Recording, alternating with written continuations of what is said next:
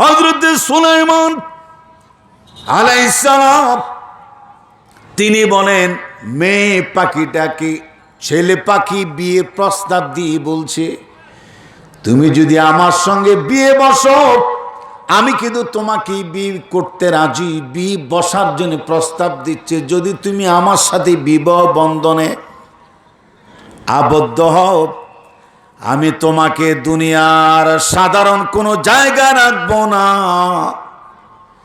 দামেস্কের রাজপ্রাসাদে নিয়ে বসবাস করব। আমি আপনি তো পাখির ভাষা বুঝবো না, ঘটনাটা নরমাল না আশ্চর্য?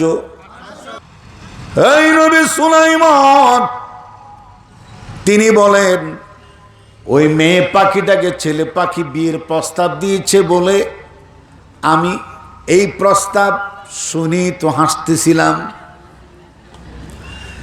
এখানে তিনটা শিক্ষা আছে। এক নম্বর হলো, নবীদেরকে আমার আল্লাহ পৃথিবীর প্রাণী জগতের ভাষা বুঝার যোগ্যতা দান করেছেন। দ্বিতীয় শিক্ষা হচ্ছে, দামেস্কের রাজপ্রাসাদ এতটা ফেমাস ছিল, আজও আছে। দামেস্কের রাজপ্রাসাদ, ওই দামেস্কের রাজপ্রাসাদের সুনাম সুখ্যাতি পাখি সমাজের মধ্যে জানাজানি ছিল।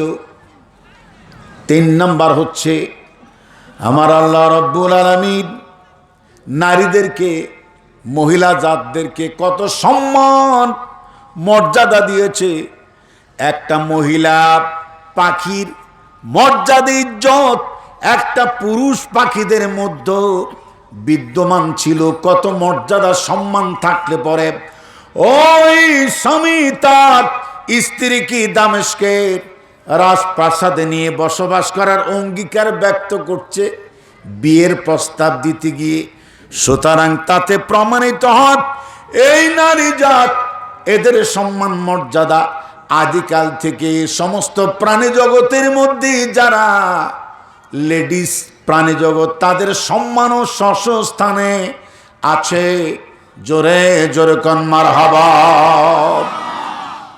আমার নবীজি বলেছেন, আর দুনিয়া কুল্লুহা মাতাউন ওয়া খায়রুম মাতাউদ দুনিয়া আল মারআতু সালিহা।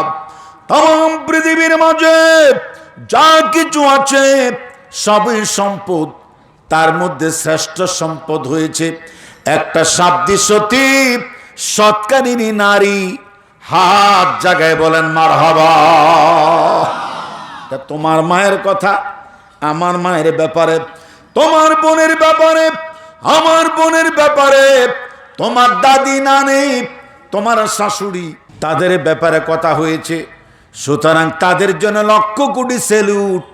চিৎকার মেরে কোন মারহাবা, জোরে কোন আলহামদুলিল্লাহ। এই নারী, এদের সম্মান আমি অনেক মাহফিলে বলে থাকি। প্রধানমন্ত্রীত্বে নারীত্বের মর্যাদা রক্ষা হয় না, নেতৃত্বে নারীত্বের মর্যাদা রক্ষা হয় না। নারীত্বের মর্যাদা 100% রক্ষা পায় মাতৃত্বের ভিতরে।